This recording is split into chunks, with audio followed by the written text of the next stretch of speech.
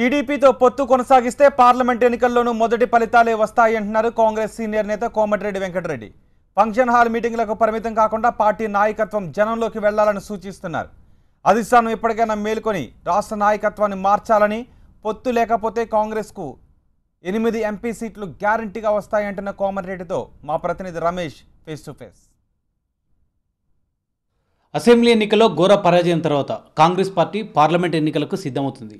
Parliament ఎన్నికల్లో ఇదే టీంతో ముందుకెళ్తుందా? ఈ టీంతో ముందుకెళ్తే టీఆర్ఎస్ చెప్పినట్టు 16 సీట్లు మాకేనని ధీమా వ్యక్తం చేస్తున్న నేపథ్యంలో కాంగ్రెస్ పార్టీ ఏ మేరకు ప్రభావం చూపుతుంది? ఈ విషయాలు మనతో మాట్లాడడానికి మాజీ మంత్రి, కాంగ్రెస్ సీనియర్ నేత కోమటిరెడ్డి వెంకటరెడ్డి ఉన్నారు. ఆయనతో మాట్లాడదాం.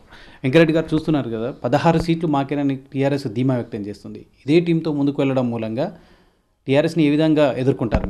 వాళ్ళు 16 అంటున్నప్పుడు మా కాంగ్రెస్ పార్టీ అధిష్టానం ఇప్పటికే దీని మీద కొన్ని చర్యలు తీసుకునేది ఉండే. మరి ఎందుకు ఆ వైపుగా ఆలోచిస్తలేదో నాకైతే అర్థం కావట్లేదు.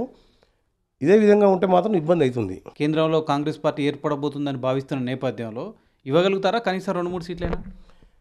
మా అధిష్టాన వర్గం వెంటనే మేల్కొని ఇక్కడ రాష్ట్ర పార్టీని ప్రక్షాళన చేయడంతో పాటు నాలాంటి వారికి, తెలంగాణ కోసం పోరాటం చేసిన మాలాంటి వారికి ఒక అవకాశం ఇస్తే, ఎందుకంటే 3 సంవత్సరాలు 4 సంవత్సరాలకి చెప్తున్నా, ఒక్కసారి నాకు అవకాశం ఇవ్వండి, అప్పుడు ఇస్తామని చెప్పారు, కానీ ఎందుకో ఇవ్వలేకపోయారు. మాది ఏంటంటే ఎప్పుడు కూడా మీటింగ్లకు, ఫంక్షన్ హాల్ మీటింగ్లకే పరిమితం అవుతున్నాము.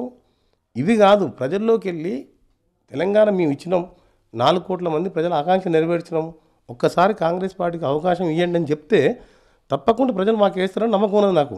నాయకత్వ మార్పుతో ఇది సాధ్యమవుతుందని భావిస్తున్నారు మీరు? తప్పకుండా. ఎందుకంటే ఇప్పుడు ఒకసారి ఉత్తమ్ కుమార్ రెడ్డి గారికి 2014లో వర్కింగ్ ప్రెసిడెంట్గా ఉన్నారు, 2018 జనరల్ ఎలక్షన్లో పీసీసీ ప్రెసిడెంట్గా ఉన్నారు. ఇప్పుడు కొత్త వారికి ఇస్తే ఏంటంటే తప్పకుండా ప్రజల్లో కూడా కొద్దిగా జోష్ వస్తుంది క్యాడర్లో. మీరందరూ మాకు సహకరించండి అని చెప్తే తప్పకుండా మీరు అన్నట్టు 2-3 కాదు, నేను ముందుకెళ్ళి చెప్తున్నా, కనీసం 8-9 స్థానాలు వస్తాయని నమ్మకం ఉన్నది. నల్గొండలో ఎమ్మెల్యేగా గెలవలేని కోమటిరెడ్డి వెంకటరెడ్డికి తెలంగాణ రాష్ట్ర బాధ్యతలు అప్పచెప్పడం మూలంగా ఏ మేరకు సక్సెస్ అవుతుంది అనుకుంటారు కాంగ్రెస్ పార్టీ? 4 సార్లు వరుసగా గెలిచాను.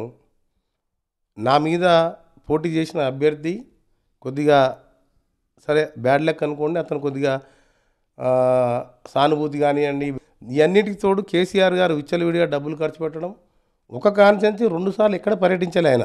ఈ పోటీ కేసీఆర్ వర్సెస్ చంద్రబాబు నాయుడుగా మారిపోయింది. ఎందుకంటే ఉత్తమ్ కుమార్ చిన్నవాడు అయిపోయిండు చంద్రబాబు నాయుడు ముందు, ఒక సీనియర్ ముఖ్యమంత్రి. రాహుల్ గాంధీ గారు, ఉత్తమ్ కుమార్ రెడ్డి గారు తిరిగినప్పుడు చంద్రబాబు నాయుడు రాహుల్ గాంధీ కనిపించింది ప్రజలకు, ఉత్తమ్ కుమార్ కనిపించలే. వాళ్ళిద్దరికి చేతులు కట్టుకుని నిలబడ్డాడు. నేను అప్పుడే చెప్పిన, అసలు పొత్తుని వ్యతిరేకించింది నేను, లేకపోతే నేను ఓడిపోయే ప్రసక్తే లేదు. ఎందుకంటే 24 గంటలు ఇదే నేను అడుగుతాను. వెంకటరెడ్డి గారు పొత్తును తీవ్రంగా వ్యతిరేకించారు, కానీ లోక్సభ ఎన్నికల్లో అనివార్యంగా తెలుగుదేశం పార్టీతో పొత్తు కనిపిస్తుంది. దాని నుంచి అధిగమించడానికి ఎటువంటి ప్రయత్నం చేస్తారు? నేను ఏంటంటే ఎన్నికల తర్వాత పొత్తు పెట్టుకోవాలని నా అభిప్రాయం, నా వ్యక్తిగత అభిప్రాయం. తెలంగాణలో టీడీపీతో కూడా ఎన్నికల తర్వాత జాతీయ స్థాయిలో పొత్తు పెట్టుకుందామని చెప్పి చంద్రబాబు నాయుడు కూడా చెప్పారు. ఎందుకంటే ఆయన తర్వాత ఆయనకు కూడా అర్థమైపోయింది రిజల్ట్. మళ్ళా చంద్రబాబు నాయుడుతో పొత్తు పెట్టుకుంటే మళ్ళీ సేమ్ సీన్ రిపీట్ అవుతుంది ఇక్కడ. అందుకని అవసరం లేదంటారు.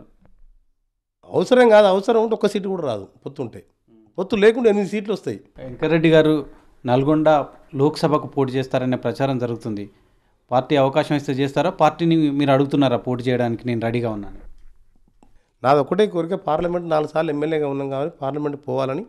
దీన్ని మా పార్టీ నాయకుల దగ్గర చెప్పడం జరిగింది. తప్పకుండా నల్గొండ పార్లమెంట్ స్థానాన్ని జరగబోయే ఎన్నికల్లో కాంగ్రెస్ పార్టీ అభ్యర్థిగా టికెట్ ఆశిస్తున్నాను. టికెట్ మా రాహుల్ గాంధీ గారు ఇస్తే తప్పకుండా ప్రజల అభిప్రాయం, ప్రజల ఆశీర్వాదంతో తప్పకుండా మా నల్గొండ జిల్లా ప్రజలు గెలిపిస్తారని నమ్మకం ఉన్నది. కోమటిరెడ్డి వెంకటరెడ్డికి టీఆర్ఎస్ నుంచి టికెట్ ఇస్తామంటే ఏం చేస్తారు మీరు? నాకు కేసీఆర్ గారి మీద వ్యక్తిగత మీద ద్వేషం లేదు. టీఆర్ఎస్ పార్టీ అన్న నేను నిరాహార దీక్ష చేసినప్పుడు కేసీఆర్ గారు అప్పుడు టీఆర్ఎస్ పార్టీ అధ్యక్షునిగా వాళ్ళ ఎమ్మెల్యేలు అందరూ కూడా నాకు సహకరించిండ్రు.